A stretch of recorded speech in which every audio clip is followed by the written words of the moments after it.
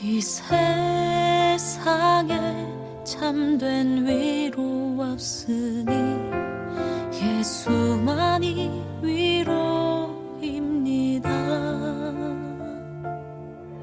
이 세상을 우리 떠나갈 때에 복음만이 소망입니다. 이 세상을 우리 떠나갈 때에 예수만이 소망입니다. 복음 안에 소망 있네. 복음 안에 생명 있네. 굳은 자의 소망 위로는 오직 복음밖에 없습니다. 감사합니다.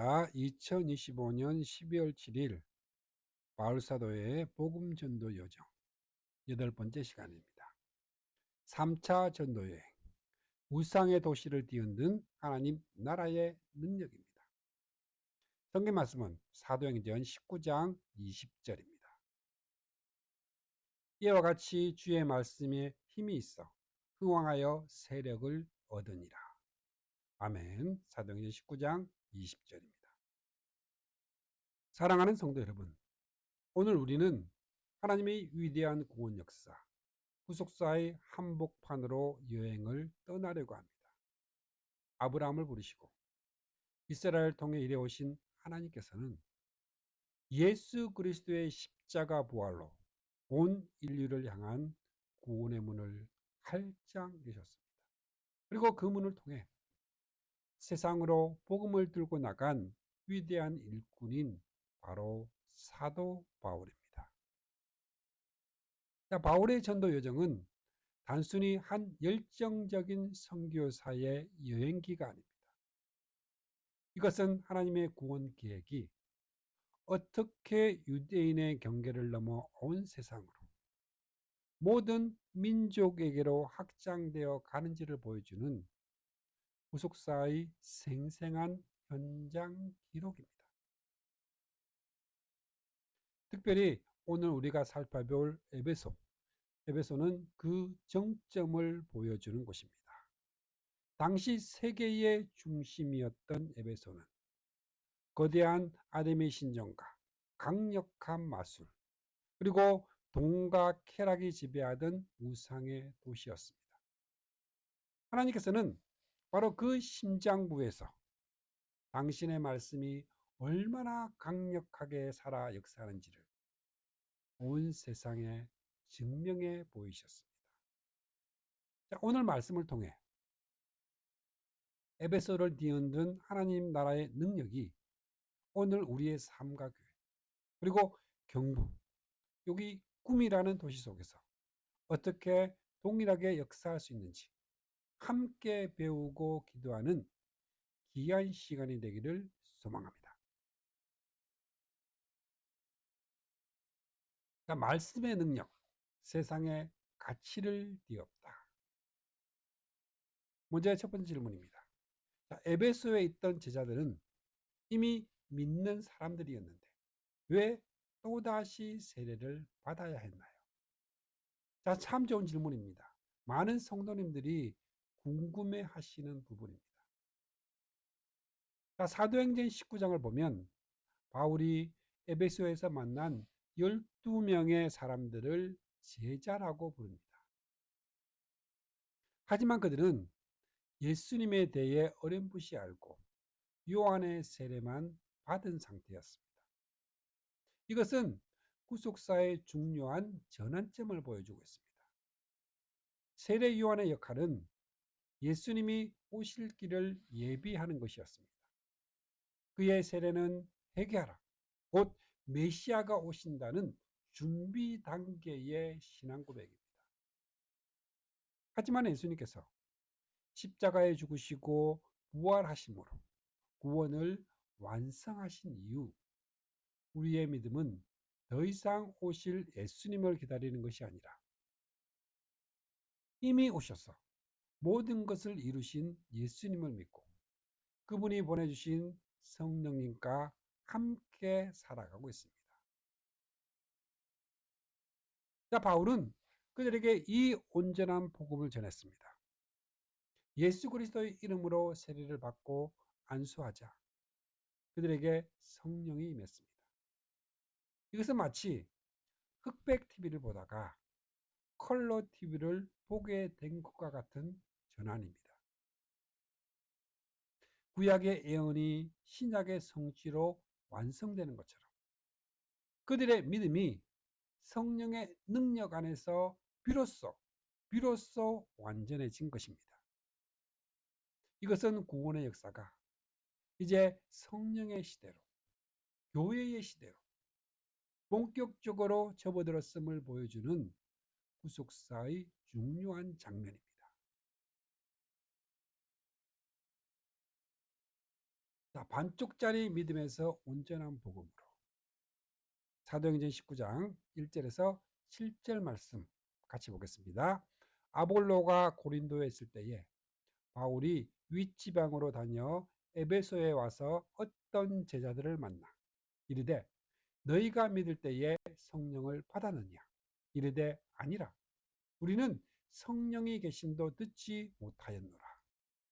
바울이 이르되 너희가 무슨 세례를 받았느냐 대답하되 요한의 세례니라.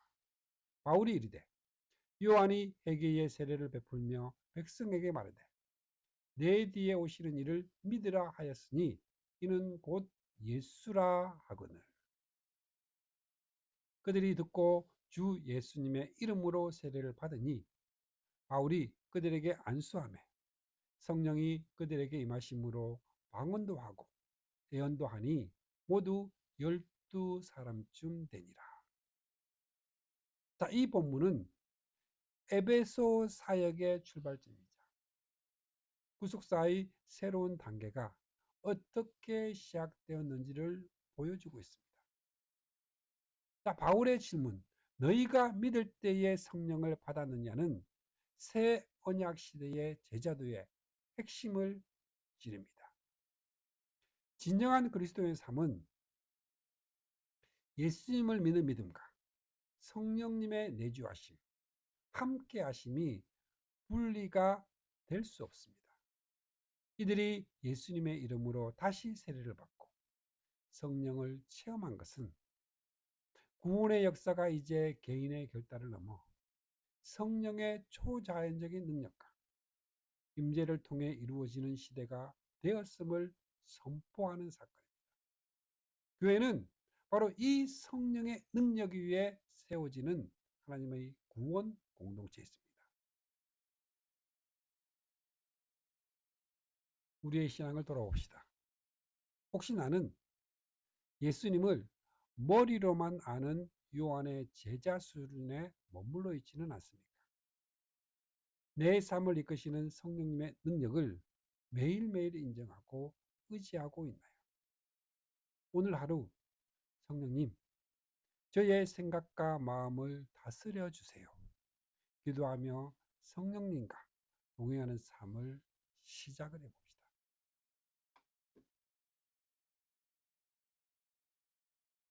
두 번째 질문입니다.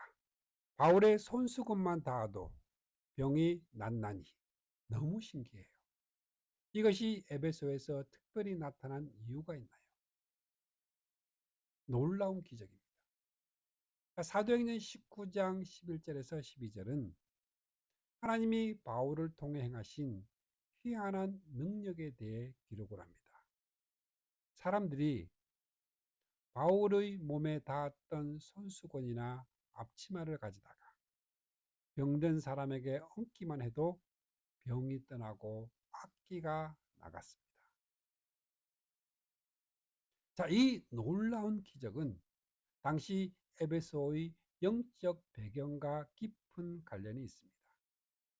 에베소는 아시아의 마술소라 불릴 만큼 온갖 주술과 미신이 가득한 도시였습니다. 사람들은 부적이나 주술적인 힘을 가진 물건을 통해 문제를 해결하려는 시도에 매우 익숙했습니다. 바로 이런 상황 속에서 하나님께서는 그들의 눈높이에 맞추어 그들이 이해할 수 있는 방식으로 하나님의 능력이 세상의 어떤 마술이나 주술보다 비교할 수 없이 위대하고 진짜임을 보여주신 것입니다. 이것은 구속사의 입장에서 매우 중요합니다.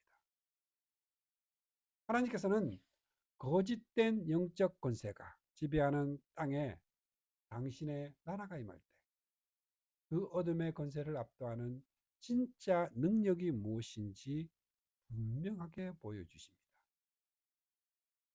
스게와의 7 아들이 예수님의 이름을 흉내내다 악기에게 망신을 당한 사건은 예수님의 이름이 단순한 주문이 아니라 살아있는 능력이며 오직 믿음으로만 그 능력을 경험할 수 있음을 극적으로 보여주고 있습니다. 이 사건을 통해 에베소 사람들은 진짜와 가짜를 구별하게 되었고 두려움 속에 주 예수님의 이름을 높이게 되었습니다. 자, 말씀의 능력, 어둠의 문화를 이기다. 자, 사도행전 19장 18절에서 20절 말씀 같이 보겠습니다. 믿은 사람들이 많이 와서 자복하여 행한 일을 알리매 또 마술을 행하던 많은 사람이 그 책을 모아 가지고 와서 모든 사람 앞에서 불사르니 그 책값을 계산한 즉 은 5만이나 되더라. 이와 같이 주의 말씀이 힘이 있어 흥왕하여 세력을 얻으니라. 자, 이 장면은 복음이 에베소에 가져온 변화의 절정을 보여주고 있습니다. 마술책을 불태운 행위는 단순한 퍼포먼스가 아닙니다. 자, 은 5만.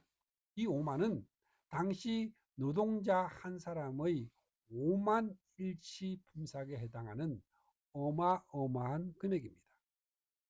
이것은 그들의 회개가 얼마나 진실되고 급진적이었는지를 보여주는 증거입니다.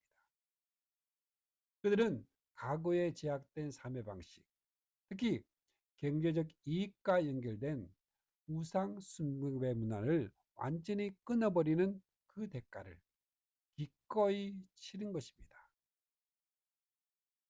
구속사는 이처럼 하나님의 말씀이 들어갈 때 개인의 마음뿐 아니라 그 사이의 어두운 문화를 뿌리부터 뒤흔들고 새로운 가치관을 세우는 능력으로 나타납니다. 주의 말씀이 힘이 있어 흥왕했다는 선언은 바로 이 영적 승리를 요약하는 것입니다. 우리 주변에는 여전히 많은 현대판 마술이 있습니다. 운세, 타로 혹은 성공을 보장한다는 세상의 비법들 말입니다. 우리는 문제 앞에서 이런 것들에 대해 기웃거리기보다 모든 것을 다스리는 하나님의 능력을 신뢰해야 합니다. 오늘 해결되지 않는 문제 앞에서 세상의 방법을 찾기보다 무릎을 꿇고 예수님의 이름의 권세를 의지해 기도하는 우리가 됩시다.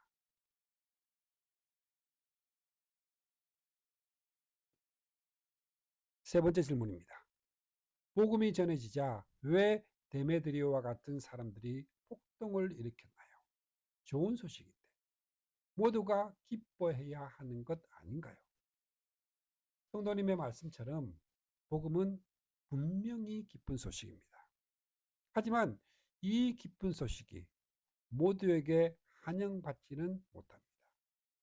에베소에서 일어난 폭동은 그 이유를 명확하게 보여주고 있습니다. 자, 데메드리오와 은장색들은 아담의 여신의 신상 모형을 만들어 팔아 막대한 이익을 얻고 있었습니다.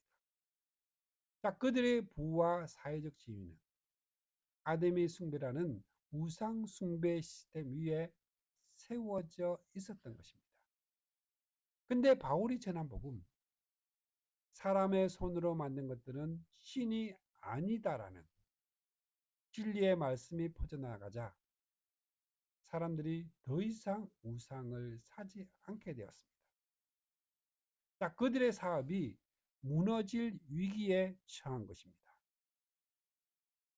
그들이 폭동을 일으킨 표면적인 이유는 위대한 여신 아데미의 명예였지만, 자, 진짜 이유는 그들의 경제적 이익이 위협을 받았기 때문입니다. 이것이 바로 구속사의 중요한 원리입니다. 하나님의 구원 역사가 전진할 때 세상의 제약된 시스템과 가치관에 뿌리박고 이익을 얻던 세력들은 반드시 저항하게 되어 있습니다. 자, 복음은 단순히 내세의 평안만을 말하지 않습니다. 복음은 이 땅의 불의한 구조와 잘못된 가치관에 정면으로 도전하기 때문입니다. 따라서 복음이 흥황하는 곳에는 이처럼 영적인 충돌과 사회적인 소동이 일어나는 것이 당연한 결과일 수 있습니다.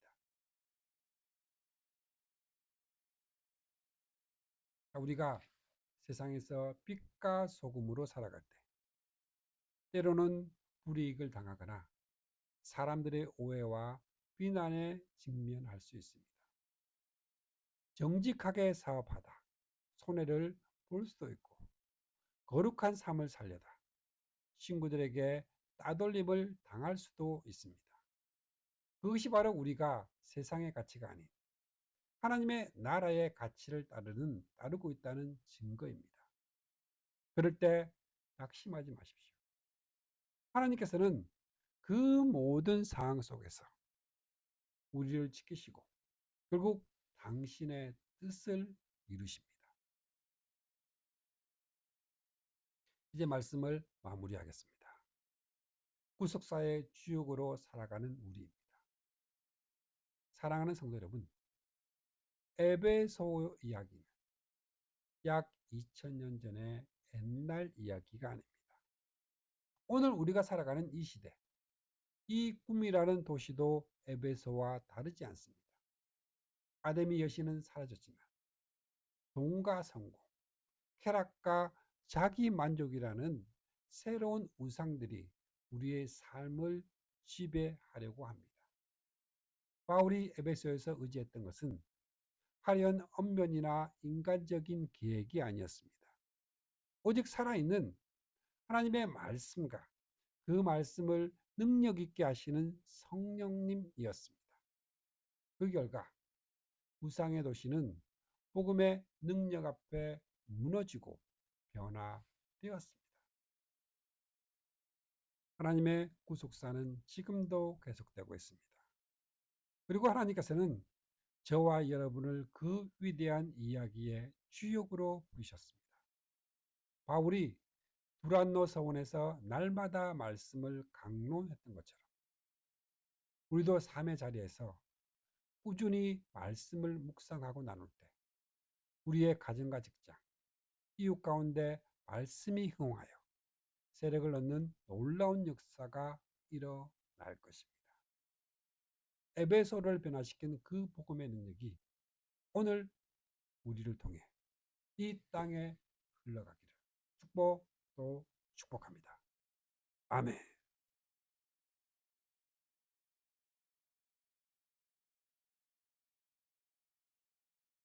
축복합니다. 지금은 우리를 구원해 주신 주 예수 그리스도의 은혜와 하나님 아버지의 거룩하신 사랑과 날마다 우리를 승리하게 하시는 성령님의 역사가 오늘 함께한 주님의 백성들에게 영원토록 함께 있기를 주님의 이름으로 축복합니다. 아멘.